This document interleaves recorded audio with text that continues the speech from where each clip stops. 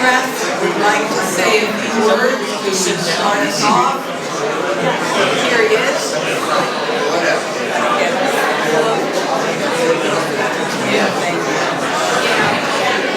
Hello, everyone. Everyone, please find a seat.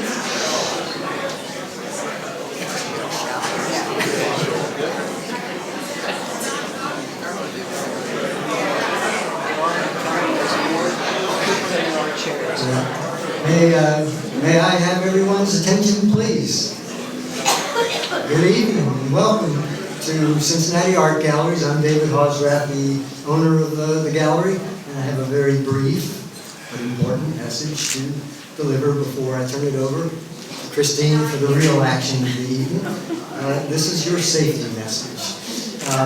There are two exits and two stairwells. There's one that goes down this side of the building, and you can go through this door here to get to that stairwell, and then you can go through the door in the back, and you can go through the door in the back as well, and there's a stairway down on that side of the building. So I am finished. I hope you all have a wonderful evening. Be safe, be happy, and bid aggressively. Thank you, David. Hello, everyone, and welcome to Cincinnati Art Club's Art for a Lifetime celebration. We've got a jam-packed evening for you today, and I want to thank you for getting dressed up and coming downtown. You don't know what you're going to be in for when you come downtown. It could be baseball, soccer, flying pigs. It's all good, unless you're looking for parking. And tonight we get to ride the Bohemian elevator. It's another good one. It's priceless.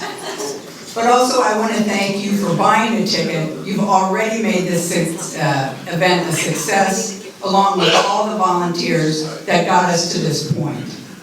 The Cincinnati Art Club is an all-volunteer 501c3 nonprofit organization, and this event could not happen without our host, which is the Cincinnati Art Galleries. They specialize in American and European art, and they represent a select group of prominent contemporary artists, and that art is hanging on the walls. And it is for sale through the gallery. The artwork on the easels is by prominent Cincinnati Art Club artists, and it will be auctioned off in a few moments. The gallery you passed on the way in is the exhibit of the Cincinnati Art Club's former president's artwork and other significant artists from the 134 years, and that's the amount of time that the Cincinnati Art Club has been in existence. Also, special thanks to our sponsors who have made this event possible, and most importantly, our auction artists, our team of hosts and hostesses, and without you, we would not be successful. Also, the gifts we received for our fabulous raffle baskets, and our team of dedicated volunteers who have worked tirelessly for a year, and of course, Cincinnati Art Galleries, Margaret Klein, and Sarah Schmidt for installing the exhibition.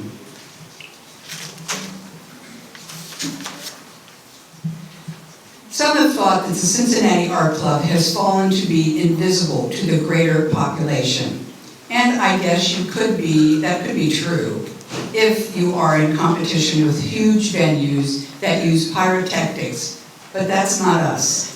However, our longevity is huge, and we stand with the other cultural institutions that are in our scope: the Cincinnati Art Museum, the Taft Museum of Art, and the Contemporary Arts Center. And they have all endorsed us and wish us well in our effort to celebrate life, art for a lifetime. And now with special glee, it seems that the greater population does see us. Please welcome, from the city of Cincinnati, Mayor Aftab Purval, who will deliver a proclamation just for us.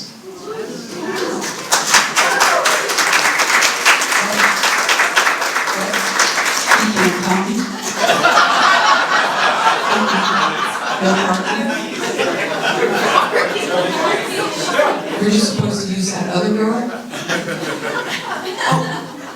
Please welcome the woman, the artist, the backbone of this entire event, our Chair of Development, Kay Hurley.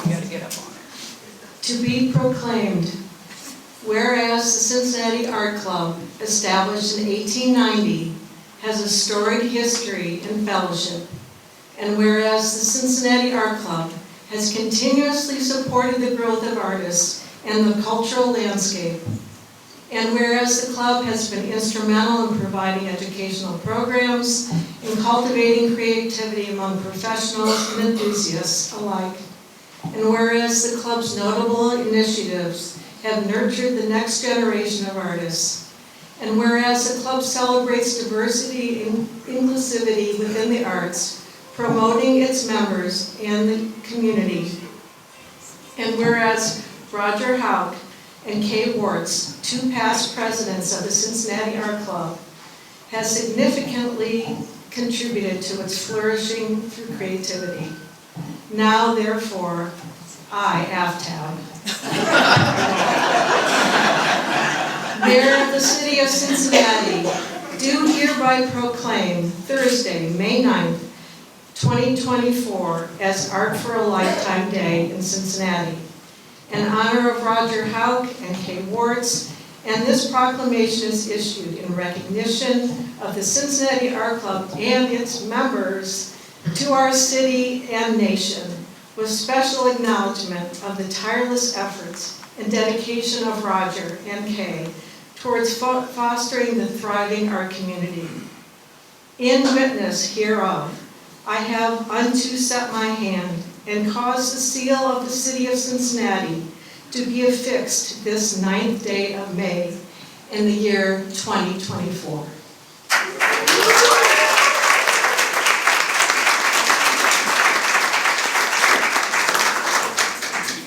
I invite you to read the proclamation in full. We had to cut out some really juicy parts. It's all there, and congratulations, Roger and Kay, and all of us. Thank you.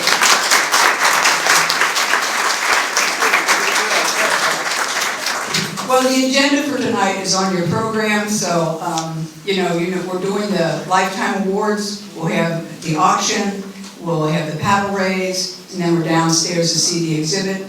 So, that's pretty much what you need to know. So, you all remember the 10 Commandments. The fourth one, honor thy father and thy mother. To honor is a big deal. It made the top 10 list. Honor, that is one of the things we're doing tonight. Honoring two past presidents. Now, their lives were larger than what they did for the club, but we want you to know how art played out in their lives. It's an example of how art plays out in any life. Our first honoree is Kay Wartz. She is an active member of the club, and she was president from 2008 to 2010. Here we go. You've got 3 and 2, which makes 5 little piggies, and the wolf is in the garden. What do? The wolf represents an uninspired future. You don't want your 5 little piggies to fall under the spell of the wolf. Uninspired, rudderless. So what do? You hire an art teacher. That is just what Mrs. Kowalski did when little Kay Kowalski and her sister Chris and brothers Craig, Rick, and little Keith were just kids. Oh boy, did that get the ball rolling. Soon they were demanding to go to galleries and the art museum. Pack the Fruit Loops, Mom, we want to go to Paris. Let me back up. Mrs. Kowalski, Kay's mother, raised her kids by day and was a portrait painter by night. She knew that planting the seed of art would pay off many times over.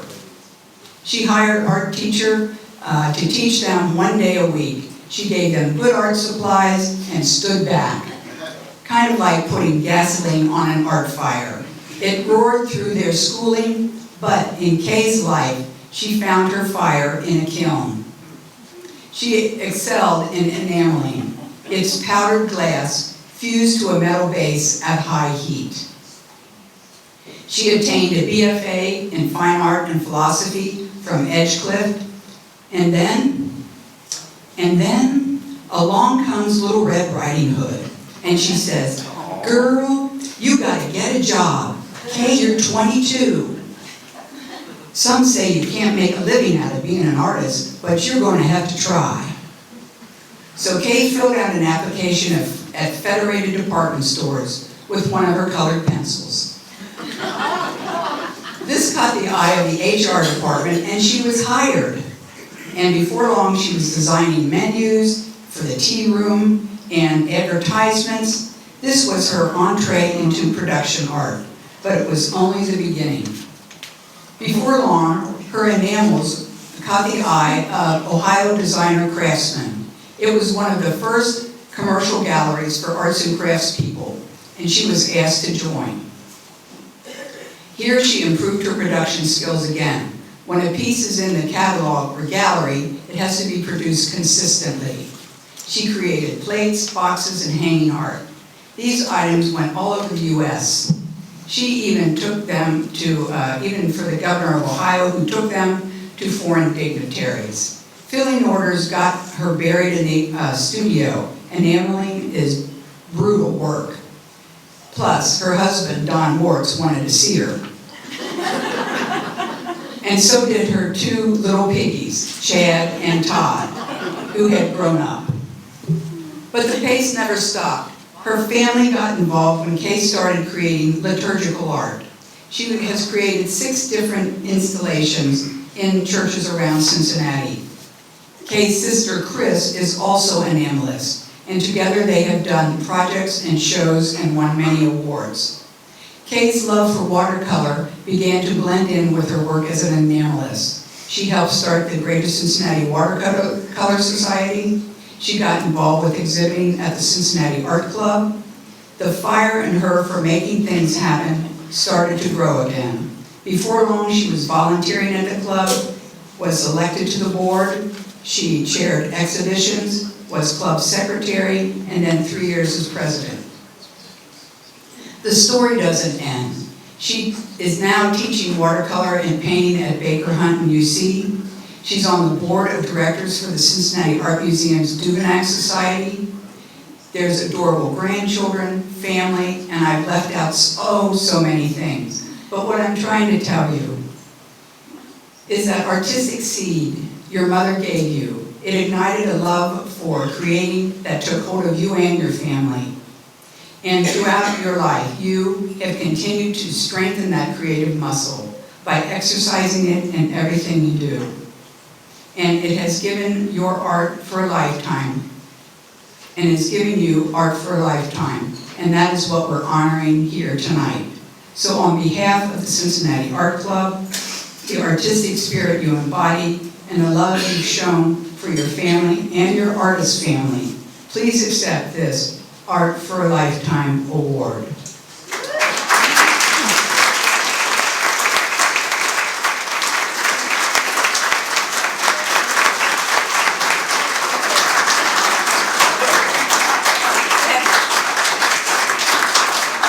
And Kay's sister, Chris Schottmeyer, will give Kay the 1890 Medal of Excellence.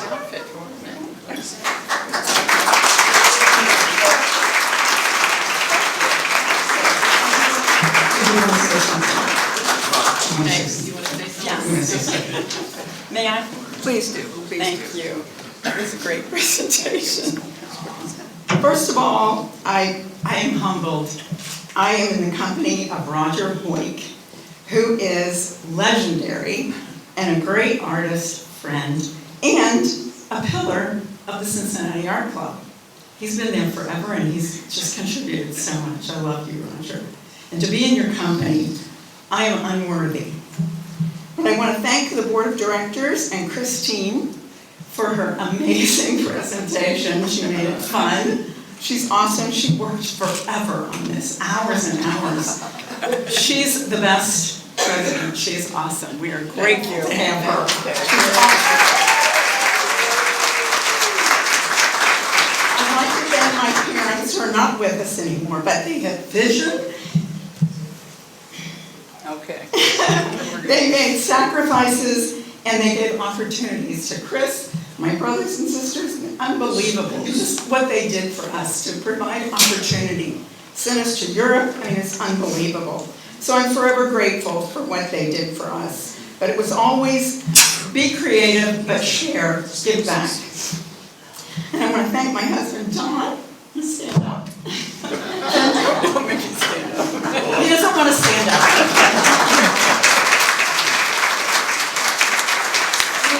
He's been a great support, and he'll do anything. Many of my crazy ideas of what we're doing, like he'll do anything. He's awesome. And I'd like to thank my sister, Chris Schopper, who is also an artist.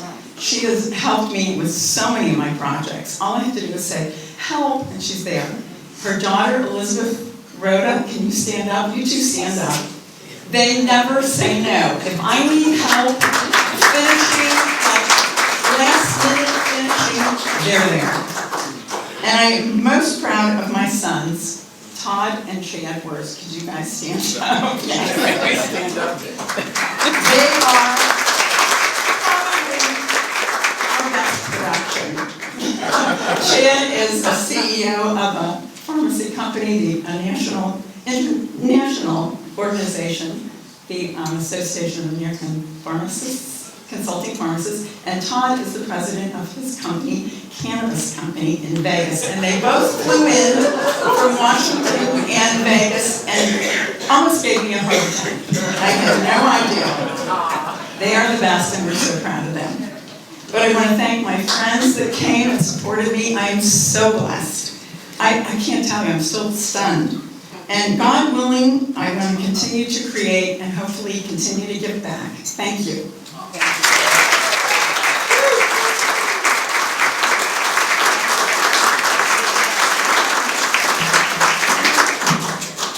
Our second honoree tonight is Roger Hoyt.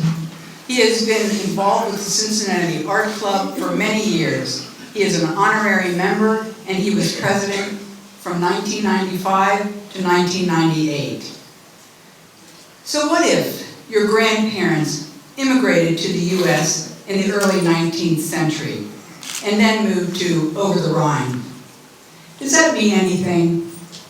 What if the family had a keen sense of, we're going to make it in America? It being the abstract, that variable that's unknown. What if it was a turkey lacer? Who wrote this script? Oh, volunteer, okay. So what is a turkey lacer? It was Roger's grandma's, Matilda's invention. She invented the turkey lacer in 1939. She was sick and tired of sewing up turkeys and figured all the other women in the U.S. needed a break. She promoted the turkey lacer and sold enough turkey lacers to afford a trip back to Germany for 3 months every summer to see family and buy art. All was well. And then along came Roger. Sitting at the kitchen table, listening to World War II on the radio, we find little Roger drawing stick figures with Grandma Matilda. And Grandma Matilda laments, if only your Uncle John were alive, he would be teaching you how to draw. And then along comes the stories of artist John.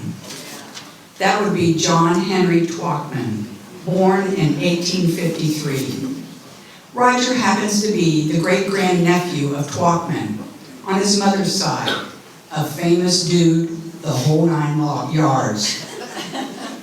But wait, on his father's side, there's artist Edward Gustav Eisenlohr, born in 1872, known for scenes painted in Texas and New Mexico, and being a founder of the Dallas Museum of Art. So, If this were the show, Finding Your Roots, we'd see the apple didn't fall far from the tree, just bounced and rolled a little. So where are we? What's in your DNA? What do you get from your ancestors? A sense of aspiring to what? A keen sense of living up to who? Trying to find your way to where? All you know is that you've got a turkey lacer and old people who like to buy art. Next, we find Roger at Purdue University, studying mechanical engineering and some art, but he's not sure.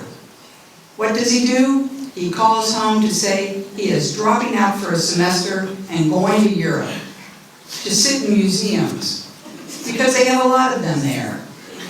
And his family says, okay, what kind of people are these? Don't they know you can't make a living in the arts? However, this jaunt to European museums scratched an itch he didn't realize he had.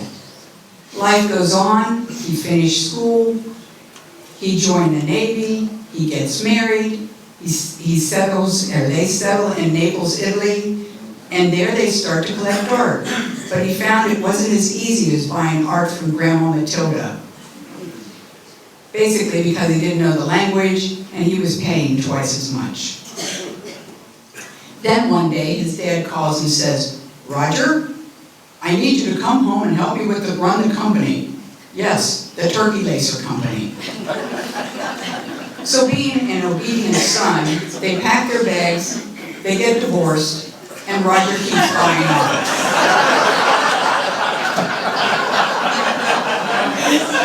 He finds a new wife, Rhonda. She goes by the name of Ro, and she likes to collect art too. And with her influence, his love for art expands to creating art as well. He fast-tracks his art learning by taking classes and workshops with artists across the U.S. He's meeting artists, he's making great friends, and he's bringing people together. He's loving it. He even hires a mariachi band just for fun. Back home in Cincinnati, Roger is moving on up to the west side. He moved his company to the West End, and he realized that success means involving his new West End neighborhood. He creates space in his building for a neighborhood community center. He provides reading education, sports equipment, and employment. And also about this time, he joined the Cincinnati Art Club. He quickly volunteered to chair House and Property. After he got his feet wet in that position, he moved on to treasurer, and then on to president, and then to curator. At each turn, he was asking, what can we do to make things more interesting? He organized bus trips to artist studios, art exchanges with Michigan Center for the Arts, and when he was president, he got involved with the surviving heir to the Herman and Bessie Wessel family. They were two famous Cincinnati artists. Roger helped negotiate a gift from the Wessel estate, which is how our gallery was renovated in 1995, and how it got its name, the Herman and Bessie Wessel Gallery. There were many more programs that Roger and his team started. The Holiday Painting Exchange, the Alliance with American Art Society, the CAC goes to the Esquire for movie night. The list goes on and on. But Roger, at each venture, you brought people together. You've showed no bounds to your generosity of time, spirit, and friendship. Whether it started in the kitchen with Grandma Matilda, drawing stick figures, or it came down through your DNA. Your passion has graced us with a lifetime of art in a style that collects artists and furthers everyone's growth. On behalf of the Cincinnati Art Club and its members, please accept this Art for a Lifetime Award.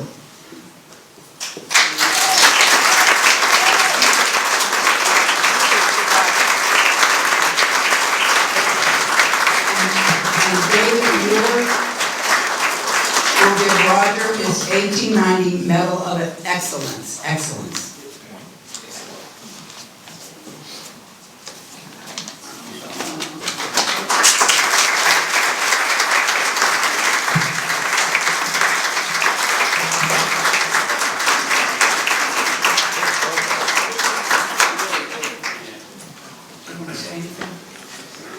follow that.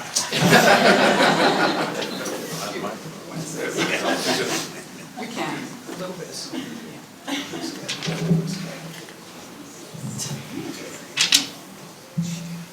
Do I need this? Yeah, well, they're in the back. You know, I prepared a little something. And I gotta tear it up.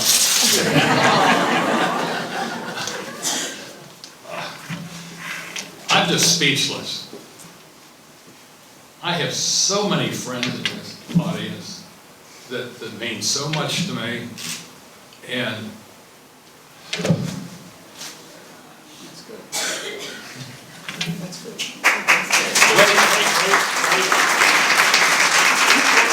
oh, are you gonna pour this up? Well, let me just see if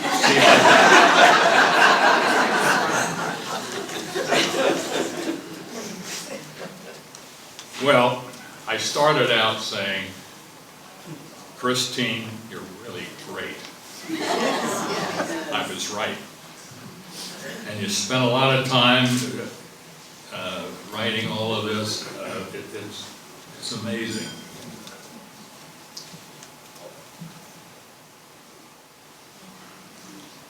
No, I can't do that. 33 years ago, Roe and I joined the Cincinnati Art Club. And we've had a wonderful life for those 33 years. It's just been great. And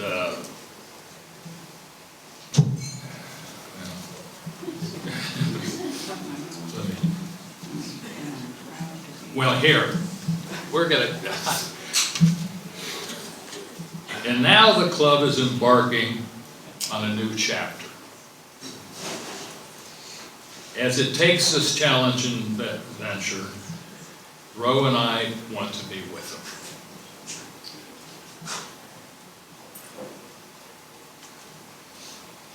It's with much love and appreciation for all of you. It just overflows.